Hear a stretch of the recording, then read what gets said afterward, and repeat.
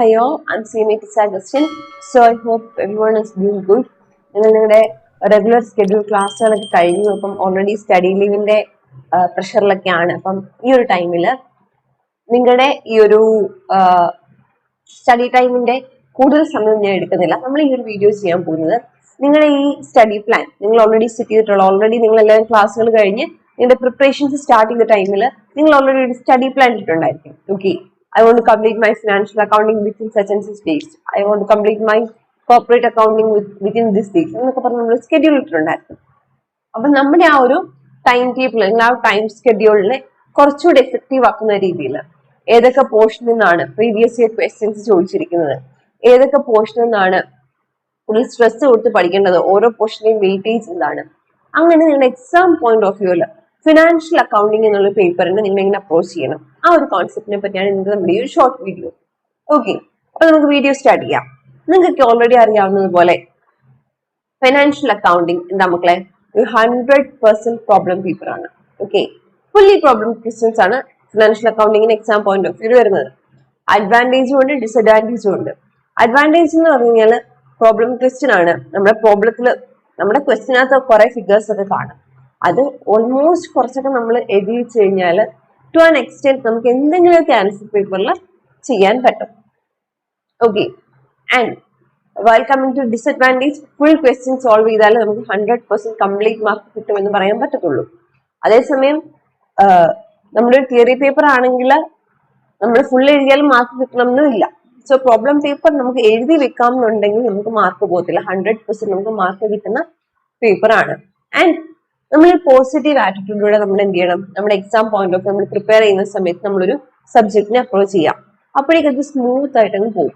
പിന്നെ അക്കൗണ്ടിങ്ങിന്റെ കേസിലേക്ക് വന്നു കഴിഞ്ഞാൽ നിങ്ങൾക്ക് ഓൾറെഡി അറിയാം, നമ്മൾ ഓരോ ചാപ്റ്ററിലും ഓരോ മൊഡ്യൂളിലും കുറെ കാര്യങ്ങൾ പഠിക്കും.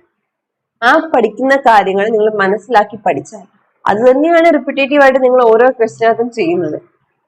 അപ്പൊ നിങ്ങൾ കോൺസെപ്റ്റ് ക്ലിയർ ആണ്. നിങ്ങൾ ഒരിക്കലും ഒരു ക്വസ്റ്റ്യൻ ഓക്കെ ഇത് ഇവിടെ വന്നു അതുകൊണ്ട് ഇവിടെ എടുത്തു അങ്ങനെ ബൈഹാർട്ട് പഠിക്കാതെ, ബൈഹാർട്ട് പഠിക്കുമ്പോൾ ചിലപ്പോൾ നമുക്ക് തെറ്റിപ്പോകും. നിങ്ങൾ എപ്പോഴും exam point of view prepare ചെയ്യുമ്പോൾ കോൺസെപ്റ്റുകൾ ക്ലിയർ ആക്കി മനസ്സിലാക്കി പഠിക്കുക. മനസ്സിലാക്കി പഠിച്ചു കഴിഞ്ഞാൽ നിങ്ങൾക്ക് എന്ത് ചെയ്യത്തില്ല, ഒത്തിരി സ്റ്റോർ ചെയ്യേണ്ടി വരില്ല. ഓക്കെ, കോൺസെപ്റ്റ് മനസ്സിലായി എന്നുണ്ടെങ്കിൽ എക്സാം പോയിന്റ് ഓഫ് വ്യൂ നിങ്ങൾ അപ്ലൈ ചെയ്താൽ മാത്രം മതി. ഓക്കെ, സോ എപ്പോഴും I always suggest to all my students, please understand the concept and study for the exams. Okay, don't try to by heart the concept. By heart പഠിച്ച് ചിലപ്പോൾ നമ്മൾ മറന്നു പോകും. അതേസമയം മനസ്സിലാക്കി പഠിച്ചു കഴിഞ്ഞാൽ it will be always there in your memory. Okay, so financial അക്കൗണ്ടിങ്ങിലേക്ക് വന്നു കഴിഞ്ഞാൽ നിങ്ങൾക്ക് വെയിറ്റേജ് പോയിന്റ് ഓഫ് വ്യൂവിൽ പറഞ്ഞു കഴിഞ്ഞാൽ നമുക്ക് ഫണ്ടമെന്റൽസ് ഓഫ് അക്കൗണ്ടിങ് 15 മാർക്സിന്റെ വെയിറ്റേജ് ആണ് വരുന്നത്. ഇത് നമ്മുടെ ഇൻസ്റ്റിറ്റ്യൂട്ട് പ്രിസ്ക്രൈബ് ചെയ്തിട്ടുള്ള വെയിറ്റേജ് ആണ്. ഫണ്ടമെന്റൽസ് ഓഫ് അക്കൗണ്ടിങ്ങിന് 15% weightage. Next banking, electricity and banking, bills of exchange, consignment and joint venture എത്ര പെർസെന്റേജ് മക്കളെ, 10% വെയിറ്റേജ് ആണ്. That is accounting for special transaction നമുക്ക് 10% ആണ്. Preparation of financial statements, that is non profit, profit, incomplete records, ഇതിന് മൂന്നുകൂടെ നമുക്ക് എത്ര percentage ആണ്, 20% ആണ്. പാർട്ട്ണർഷിപ്പ് 20%. പാർട്ട്ണർഷിപ്പിനകത്ത് തന്നെ admission, retirement, death, admission come retirement, amalgamation, conversion, അങ്ങനെ കുറെ ടോപ്പിക്സ് ഉണ്ട്. അതിന് 20%. And lease, branch, departmental accounting 15%, നമ്മുടെ അക്കൗണ്ടിങ് സ്റ്റാൻഡേർഡ് 20%. ഇതാണ് നമ്മുടെ വെയിറ്റേജ്.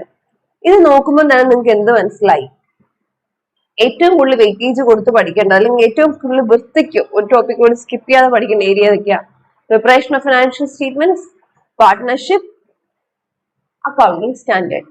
ഇത് മൂന്ന് നമ്മൾ എന്ത് ചെയ്യണം, വൃത്തിക്ക് പഠിച്ചിരിക്കണം. ഓക്കെ, ഇനി ഫണ്ടമെന്റൽസ് ഓഫ് അക്കൗണ്ടിങ് ഈ ഒരു ചാപ്റ്റർ നിങ്ങൾക്ക് അറിയാമെന്നുണ്ടെങ്കിൽ ജേർണൽ എൻട്രി എഴുതേണ്ടത് എങ്ങനെയാണ്, അസറ്റ് ചെയ്ത ലൈബിലിറ്റി ചെയ്ത് അങ്ങനത്തെ കോൺസെപ്റ്റുകൾ നിങ്ങൾക്ക് വൃത്തിക്ക് അറിയാമെന്നുണ്ടെങ്കിൽ ഇവിടെ നിങ്ങോട്ടുള്ള എല്ലാ ചാപ്റ്ററിലെയും ജേർണൽ എൻട്രി നിങ്ങൾക്ക് തന്നെ എഴുതാൻ പറ്റും. ബൈ ഹാർട്ട് ഒന്നും പഠിക്കണ്ട. സോ ഫസ്റ്റ് ചാപ്റ്ററിൽ ജേർണൽ എൻട്രി എഴുതുന്നതിന് ബേസിക്സ് നമ്മൾ പഠിക്കുമ്പോൾ ആ ബേസിക്സ് നിങ്ങൾക്ക് ക്ലിയർ ആണെന്നുണ്ടെങ്കിൽ താഴെ ഇങ്ങോട്ടുള്ള എല്ലാ ചാപ്റ്ററുകളിലെയും കോൺസെപ്റ്റുകളിൽ നിങ്ങൾക്ക് ജേർണൽ എൻട്രി എഴുതാൻ പറ്റും. ബൈ ഹാർട്ട് പഠിക്കണ്ട. ഓക്കെ, സോ ഇതാണ് നമുക്കൊരു ബേസിക് ഐഡിയ എന്ന് പറയുന്നത്. ഇനി നമുക്ക് ഡീറ്റെയിൽ ആയിട്ട് നോക്കാം.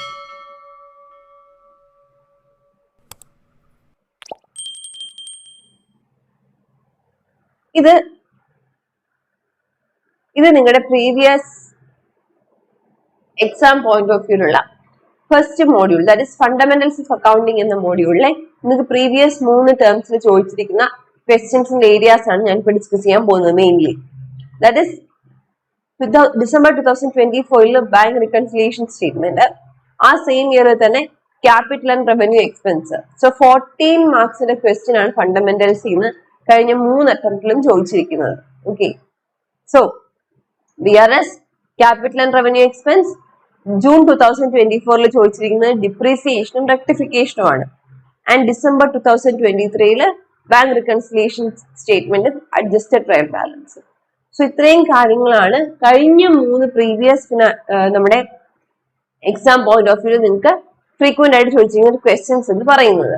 ഓക്കെ, സോ നമ്മുടെ ഇതിനകത്ത് ഈ ഇത്രയും കാര്യങ്ങൾ നിങ്ങൾ പഠിക്കണ്ട എന്നല്ല ഞാൻ പറയുന്നത്. ഓക്കെ, ഈ ഇത്രയും കോൺസെപ്റ്റുകൾ നിങ്ങൾക്ക് മനസ്സിലായാലേ ഇവിടെ തൊട്ടുള്ള എല്ലാ കാര്യങ്ങളും നമുക്ക് എന്ത് ചെയ്യാൻ പറ്റത്തുള്ളൂ, എഴുതാൻ പറ്റത്തുള്ളൂ. പക്ഷെ നിങ്ങൾക്ക് ക്വസ്റ്റ്യൻ വന്നിരിക്കുന്നത് mainly adjustment, rectification, trial balance, ഈ 3 ഏരിയയിൽ നിന്നാണ് നിങ്ങൾക്ക് എന്ത് വന്നിരിക്കുന്നത് ക്വസ്റ്റ്യൻ ആയിട്ട് എക്സാം പോയിന്റ് ഓഫ് വ്യൂല് വന്നിരിക്കുന്നത്. ക്ലിയർ ആയോ? ഓക്കെ, നെക്സ്റ്റ്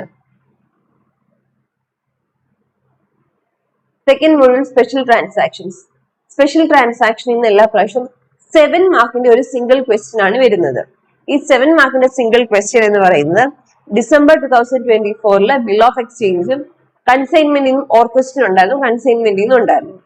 ജൂൺ 24 കൺസൈൻമെന്റിൽ നിന്നായിരുന്നു, ഡിസംബർ 23 ബിൽ ഓഫ് എക്സ്ചേഞ്ചിൽ നിന്നായിരുന്നു. സോ നമ്മുടെ ഈ ഒരു ചാപ്റ്ററിൽ 3 കേസാണുള്ളത്: bill of exchange, consignment, joint venture. And ഇതിന്റെ വെയിറ്റേജ് കമ്പാരിറ്റീവ്ലി ഏറ്റവും കുറവ് വെയിറ്റേജ് ഉള്ള ഒരു ചാപ്റ്റർ ആണ്. ഇവിടെ കൂടുതലും ഇൻ കേസ് നിങ്ങൾക്ക് സമയം കിട്ടുന്ന ലാസ്റ്റ് മിനിറ്റ് പ്രിപ്പറേഷൻ ആണെങ്കിൽ JVയിൽ നിന്ന് അധികം ക്വസ്റ്റ്യൻസ് അങ്ങനെ ചോദിച്ച് കാണുന്നില്ല. കൂടുതലും ബിൽ ഓഫ് എക്സ്ചേഞ്ചും കൺസൈൻമെന്റും ആണ്. സോ ഓൾറെഡി വെയിറ്റേജ് കുറച്ചുള്ള ചാപ്റ്റർ ആണ്. ബിൽ ഓഫ് എക്സ്ചേഞ്ചും കൺസൈൻമെന്റും ആണ് കൂടുതൽ ഫ്രീക്വന്റ്ലി ക്വസ്റ്റ്യൻസ് കണ്ടിരിക്കുന്നത്. സോ ഇൻ കേസ് നിങ്ങൾക്ക് സമയം കിട്ടുന്നില്ല എന്നുണ്ടെങ്കിൽ നിങ്ങൾ ഈ JV മാത്രം ജസ്റ്റ് ഒന്ന് വായിച്ചു വിടുക, കൂടുതൽ പ്രിപ്പയർ ചെയ്യണം എന്നില്ല. ബിൽ ഓഫ് എക്സ്ചേഞ്ചും കൺസൈൻമെന്റും നിങ്ങൾ നന്നായിട്ട് പഠിച്ചിരിക്കണം. ഓക്കെ, JV പഠിക്കണ്ട എന്നല്ല മക്കളെ പറയുന്നത്. ലാസ്റ്റ് മിനിറ്റ് നിങ്ങൾ പ്രിപ്പയർ ചെയ്യുന്ന ഒട്ടും സമയം കിട്ടുന്നില്ല എന്നുണ്ടെങ്കിൽ മാം ഏതൊക്കെ ടോപ്പിക്ക് ജസ്റ്റ് ഞങ്ങൾ റെഫർ ചെയ്ത് മാത്രം വിട്ടാൽ മതി എന്നുണ്ടെങ്കിൽ ജസ്റ്റ് റെഫർ ചെയ്ത് മാത്രം വിടാൻ നിങ്ങൾക്ക് എന്ത് ചെയ്യാം, JV ചെയ്യാം. ഇൻ കേസ് ഒരു ക്വസ്റ്റ്യൻ വന്നാൽ എന്തെങ്കിലും എഴുതാനുള്ള രീതിയിൽ നിങ്ങൾ ജസ്റ്റ് ഒന്ന് പഠിച്ചെങ്കിലും വെക്കുക JV. ഓക്കെ, പക്ഷെ ഇത് രണ്ടും സ്കിപ്പ് ചെയ്യരുത്, ഇത് രണ്ടും പഠിച്ചോളുക. ഓക്കെ, സോ ഞാൻ ഈ പറയുന്നതെല്ലാം പ്രീവിയസ് ക്വസ്റ്റ്യൻ പേപ്പർ പാറ്റേണിനെ ബേസ് ചെയ്തിട്ടാണ് പറയുന്നത്. അതുപോലെ തന്നെ ലാസ്റ്റ് മിനിറ്റിൽ ഏതെങ്കിലും കാരണവശാൽ ഓക്കെ 1-2 ടോപ്പിക്സിന് കവർ ചെയ്യാൻ പറ്റുന്നില്ല, ആ 1-2 ടോപ്പിക്സ് ഏത് വിടണം എന്ന് മാത്രം ചിന്തിക്കുന്നവരാണെങ്കിൽ അവർക്ക് വേണ്ടി മാത്രമല്ല, എല്ലാ ടോപ്പിക്സും നിങ്ങൾക്ക് ടൈം ഉണ്ടെങ്കിൽ നിങ്ങൾ എല്ലാ ടോപ്പിക്കുകളും പഠിക്കുക. ബിക്കോസ് നല്ല മാർക്ക് വാങ്ങിച്ചത് പാസ് ആണെന്നുണ്ടെങ്കിൽ എല്ലാം പഠിക്കണം. എവിടുന്ന് ക്വസ്റ്റ്യൻ വരുന്നു എന്ന് ഈ അറ്റംപ്റ്റിൽ എവിടുന്ന ക്വസ്റ്റ്യൻ വരിക എന്നുള്ളത് നമുക്ക് പറയാൻ പറ്റില്ല. നമ്മൾ ഈ പ്രീവിയസ് ഇയറിനെ ബേസ് ചെയ്ത് നിങ്ങൾക്കൊരു റഫ് ഐഡിയ മാത്രമാണ് തരുന്നത്. Okay, next module 3. മോഡ്യൂൾ 3യിൽ നിന്ന് കഴിഞ്ഞ 3 അറ്റംപ്റ്റിലും ഇൻകംപ്ലീറ്റ് റെക്കോർഡ്സ് എന്നാണ് ചോദിച്ചിരിക്കുന്നത്. ഓക്കെ, മോഡ്യൂൾ 3യിൽ ഏതൊക്കെയാ ഉള്ളത്? Profit organisation, non profit organisation and incomplete records. ഇതിൽ നിന്ന് 3 ഫിനാൻഷ്യൽ സ്റ്റേറ്റ്മെന്റ് പ്രിപ്പറേഷൻ ആണ് മോഡ്യൂൾ 3 എന്ന് പറയുന്നത്. പക്ഷേ കഴിഞ്ഞ 3 അറ്റംപ്റ്റിലും എന്തെന്നാ ചോദിച്ചിരിക്കുന്നത്? ഇൻകംപ്ലീറ്റ് റെക്കോർഡ്സ് എന്നാണ് ക്വസ്റ്റ്യൻ ചോദിച്ചിരിക്കുന്നത്. ഈ ഫിനാൻഷ്യൽ സ്റ്റേറ്റ്മെന്റ്സിന്റെ പോർഷൻ എന്നാ വന്നാലും സ്കിപ്പ് ചെയ്യരുത്, ഏറ്റവും കൂടുതൽ വെയിറ്റേജ് ഉള്ള ഒരു ഏരിയ ആണ്. ഓക്കെ, 14 മാർക്സിന്റെ സിംഗിൾ ക്വസ്റ്റ്യൻ ആയിരിക്കും എപ്പോഴും ചോദിക്കുക, ഒറ്റ ക്വസ്റ്റ്യൻ 14 മാർക്സിന് ഏറ്റവും കൂടുതൽ വെയിറ്റേജ് ഉള്ള ഒരു ഏരിയ ആണ്. So don't skip the question, don't skip the area. Financial statement preparation നിങ്ങൾ എന്താണെങ്കിലും പഠിച്ചിരിക്കുക. ഓക്കെ, അവിടെ വലിയ കാര്യമായിട്ട് പഠിക്കാനൊന്നും ഇല്ല. ഓൾറെഡി നിങ്ങൾക്ക് കുറച്ച് ഫോർമാറ്റുകൾ അറിയാം. ആ ഫോർമാറ്റിൽ ഓരോ ഐറ്റംസ് എന്തുകൊണ്ട് എങ്ങനെ വരുന്നു എന്നുള്ളത് മനസ്സിലാക്കി പഠിക്കുക. പിന്നെ അതിന്റെ ബേസ് ഓരോ അഡ്ജസ്റ്റ്മെന്റുകളുണ്ട്, ആ അഡ്ജസ്റ്റ്മെന്റുകളുടെയും കോൺസെപ്റ്റ് മനസ്സിലാക്കുക. ഓക്കെ, ഇന്ന അഡ്ജസ്റ്റ്മെന്റുകൾ വന്നു കഴിഞ്ഞാൽ ഇതാണ് കാര്യം, അതുകൊണ്ടാണ് ഇതിന് ഇങ്ങനെ എടുക്കുന്നത്. അങ്ങനെ ആ ഒരു കോൺസെപ്റ്റുവൽ ക്ലാരിറ്റിയോടെ നിങ്ങൾ പഠിച്ചു കഴിഞ്ഞാൽ നിങ്ങൾക്ക് ഒന്നും ബൈ ഹാർട്ട് പഠിക്കണ്ട. സോ ഫിനാൻഷ്യൽ സ്റ്റേറ്റ്മെന്റ്സിന്റെ പ്രിപ്പറേഷൻ സ്കിപ്പ് ചെയ്യാൻ പറ്റില്ല, ഏറ്റവും ഇമ്പോർട്ടന്റ് ആയിട്ടുള്ള ടോപ്പിക് ആണ്. നെക്സ്റ്റ് വരുന്ന മൊഡ്യൂൾ 4 പാർട്ട്ണർഷിപ്പ് ആണ്. പാർട്ട്ണർഷിപ്പ് ഇത് നമ്മൾ പറഞ്ഞ പോലെ തന്നെ ഏറ്റവും കൂടുതൽ വെയിറ്റേജ് ഉള്ള ഒരു ടോപ്പിക് ആണ്. അതുകൊണ്ട് തന്നെ പാർട്ട്ണർഷിപ്പിനെ നമുക്ക് സ്കിപ്പ് ചെയ്യാൻ പറ്റില്ല, 100% നിങ്ങൾ പഠിച്ചിരിക്കണം. ഇനി പാർട്ട്ണർഷിപ്പിനകത്ത് ഒരുപാട് ഏരിയാസ് ഉണ്ട്. കഴിഞ്ഞ 3 വർഷം ചോദിച്ചിരിക്കുന്ന അക്വിസിഷന്റെ ഏരിയയിൽ നിന്നും റിട്ടയർമെന്റിന്റെ ഏരിയയിൽ നിന്നുമാണ്. ഓക്കെ, അങ്ങനെ പക്ഷെ നമുക്ക് പറയാൻ പറ്റില്ല. ബിക്കോസ് പാർട്ട്ണർഷിപ്പിൽ നിന്ന് നമ്മൾ കുറെ കാലമായിട്ട് കാണുന്നത് അഡ്മിഷൻ അല്ലെങ്കിൽ റിട്ടയർമെന്റ്, അഡ്മിഷൻ കം റിട്ടയർമെന്റ്, പിന്നെ കൺവേർഷൻ, ഈ ഏരിയാസിൽ നിന്നൊക്കെയാണ് കൂടുതൽ ക്വസ്റ്റ്യൻസ് കഴിഞ്ഞ 3 അറ്റംപ്റ്റിൽ ചോദിച്ചു കണ്ടിരിക്കുന്നത്. പക്ഷെ ബാക്കി ഏരിയാസ് ഒന്നും ഇമ്പോർട്ടന്റ് അല്ല എന്നല്ല പറയുന്നത്. LLP അങ്ങനെ നമ്മൾ ക്വസ്റ്റ്യൻസ് ചോദിച്ച് കാണാറില്ല. കൂടുതലും ഈ പാർട്ട്ണർഷിപ്പിൽ തന്നെയാണ് ചോദിക്കുന്നത്. അതിൽ കൂടുതൽ സിറ്റുവേഷൻസ് വരാൻ chance admission, retirement, conversion, admission come retirement ഒക്കെയാണ്. ഓക്കെ, ഡിസൊല്യൂഷനും വരാറുണ്ട്. അപ്പം ഈ ഒരു കേസിൽ നിങ്ങൾ പഠിക്കുമ്പോഴേക്കും പാർട്ട്ണർഷിപ്പ് നിങ്ങൾ ഒരു കാരണവശാലും സ്കിപ്പ് ചെയ്യരുത്. ബിക്കോസ് ഏറ്റവും കൂടുതൽ വെയിറ്റേജ് ഉള്ളൊരു ഏരിയ ആണ്. 100% പാർട്ട്ണർഷിപ്പ് ഒരു ക്വസ്റ്റ്യൻ കാണും. ആൻഡ് അത് 14 മാർക്സിന്റെ ഒരു സിംഗിൾ ക്വസ്റ്റ്യൻ ആയിരിക്കും. ഓക്കെ, സോ പാർട്ട്ണർഷിപ്പ് സ്കിപ്പ് ചെയ്യരുത്.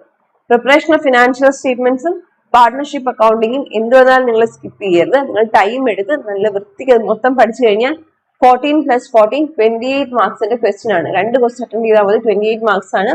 ആൻഡ് കോൺസെപ്ച്വൽ ക്ലാരിറ്റി ഉണ്ടെങ്കിൽ ഏത് ക്വസ്റ്റ്യൻ വന്നാലും നിങ്ങൾക്ക് എന്ത് ചെയ്യാൻ പറ്റും, അവിടെ എന്തെങ്കിലുമൊക്കെ അറ്റൻഡ് ചെയ്യാൻ പറ്റും. ഓക്കെ, നെക്സ്റ്റ് വരുന്നത് മോഡ്യൂൾ 5 ലീസ്. ലീസിൽ നിന്ന് അങ്ങനെ ഫ്രീക്വന്റ്ലി ക്വസ്റ്റ്യൻസ് കാണാറില്ല. ഡിസംബർ 2023 ഒരു ക്വസ്റ്റ്യൻ ചോദിച്ചത് മാത്രമേ ഉള്ളൂ. അത് കഴിഞ്ഞ് പിന്നെ ചോദിച്ചിട്ടില്ല. സോ ഇൻ കേസ് നിങ്ങൾക്ക് വേണമെന്നുണ്ടെങ്കിൽ സ്കിപ്പ് ചെയ്യാൻ പറ്റിയ second portion, that is lease.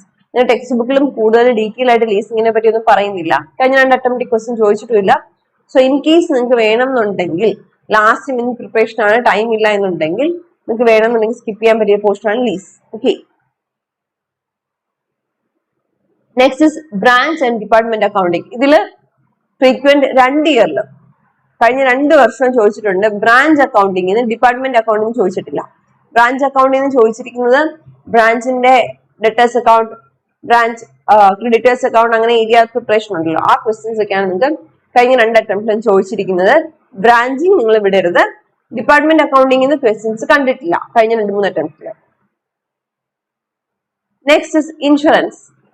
ഇൻഷുറൻസിന്ന് മക്കളെ കാൽക്കുലേഷൻ ഓഫ് ഇൻഷുറൻസ് ക്ലെയിം അല്ലെങ്കിൽ ക്ലെയിം ടു ബി ലോഞ്ച്, അത് നിങ്ങൾക്ക് എല്ലാ എക്സാമിനും ക്വസ്റ്റ്യൻസ് ചോദിച്ചിരിക്കുന്നുണ്ട്. 100% നിങ്ങൾ പഠിച്ചിരിക്കേണ്ട ഒരു ഏരിയ ആണ്. സോ 100% നോക്കേണ്ട ഏരിയാസ് ഏതൊക്കെയാണ്? നമ്മുടെ ഫസ്റ്റ് ചാപ്റ്ററിന്റെ, ദാറ്റ് ഇസ് നമ്മുടെ ഫസ്റ്റ് ഫിനാൻഷ്യൽ സ്റ്റേറ്റ്മെന്റ്സിന്റെ ഇൻട്രൊഡക്ഷൻ ഏരിയ ഉണ്ടല്ലോ, അതിനകത്തെ അഡ്ജസ്റ്റ്മെന്റും കാര്യങ്ങളും ഒക്കെ 100% നോക്കുക. അതുപോലെ തന്നെ bill of exchange, consignment, preparation of financial statements, partnership, insurance, ഈ 5 ഏരിയ നിങ്ങൾ കംപ്ലീറ്റ് ആയിട്ട് പഠിച്ചിട്ട് പോയി കഴിഞ്ഞാൽ നിങ്ങൾക്ക് പാസ് ആവാനുള്ള മാർക്ക് ഓൾമോസ്റ്റ് കിട്ടും. ഇനി സ്കിപ്പ് ചെയ്യാൻ പറ്റാത്ത ഒരു ഏരിയയും കൂടി ഉണ്ട്, that is accounting standard.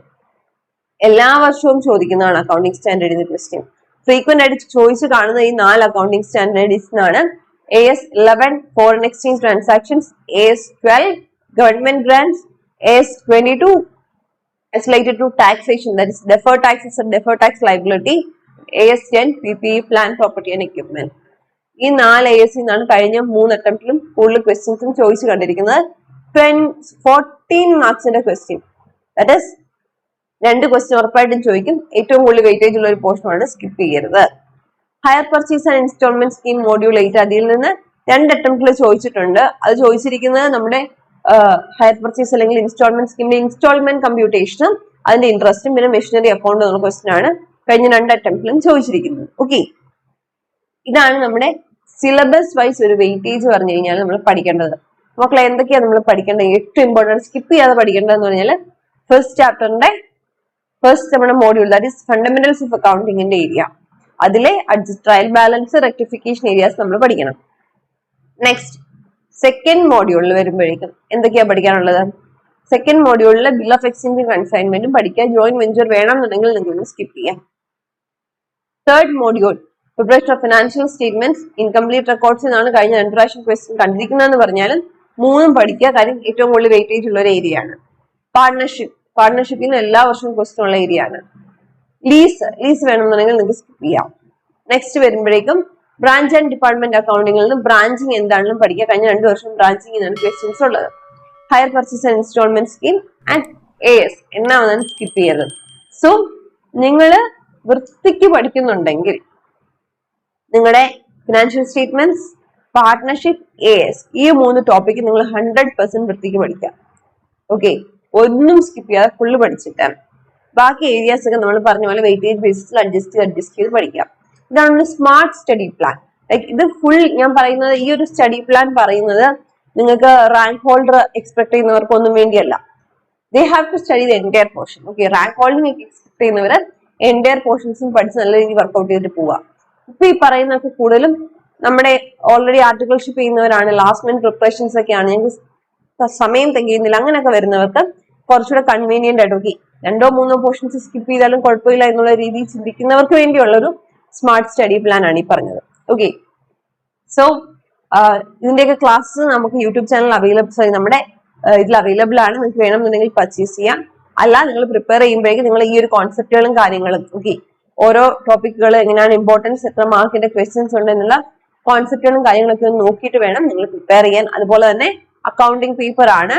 Try to understand the concept. എപ്പോഴും ഞാൻ പറയുന്ന കാര്യമാണ്, try to understand the concept and prepare for your exams. അപ്പം all the very best for exams. ഈ ഒരു പാറ്റേണിലാണ് നിങ്ങൾക്ക് കൂടുതലും ക്വസ്റ്റ്യൻസ് ഒക്കെ വരുന്നത് ഫിനാൻഷ്യൽ അക്കൗണ്ടിങ് ടേംസിൽ. അപ്പം നിങ്ങൾ നന്നായിട്ട് പ്രിപ്പയർ ചെയ്യുക. Use your time wisely. നമുക്ക് ഇനി 1 മാസം സത്യം പറഞ്ഞാൽ മോർ ദാൻ ഇനഫ് ടൈം ഉണ്ട്. ഒരു ഗ്രൂപ്പ് ഒക്കെ അറ്റംപ്റ്റ് ചെയ്യുന്നവർക്കാണെങ്കിൽ ആവശ്യത്തിൽ കൂടുതൽ ടൈം ഉണ്ട്. സോ നിങ്ങൾ നല്ല രീതിയിൽ ടൈം എടുത്ത് പ്രിപ്പയർ ചെയ്യുക. പ്രീവിയസ് ക്വസ്റ്റ്യൻ പേപ്പേഴ്സ് ഒക്കെ 2 അറ്റംപ്റ്റെങ്കിലും ഒന്ന് വർക്ക്ഔട്ട് ചെയ്ത് നോക്കുക. And go for you exams. ഇതൊരു കോമ്പറ്റേറ്റീവ് എക്സാം ആണ്. സോ ആ സീരിയസ്നെസ്സോടെ തന്നെ ഈ ഒരു മാസം നിങ്ങൾ യൂസ് ചെയ്യാൻ ശ്രമിക്കാം. And all the very best for your exams. Do well, prepare well for your exams, and let everyone pass out with flying colors. So wishing you all the very best. Thank you.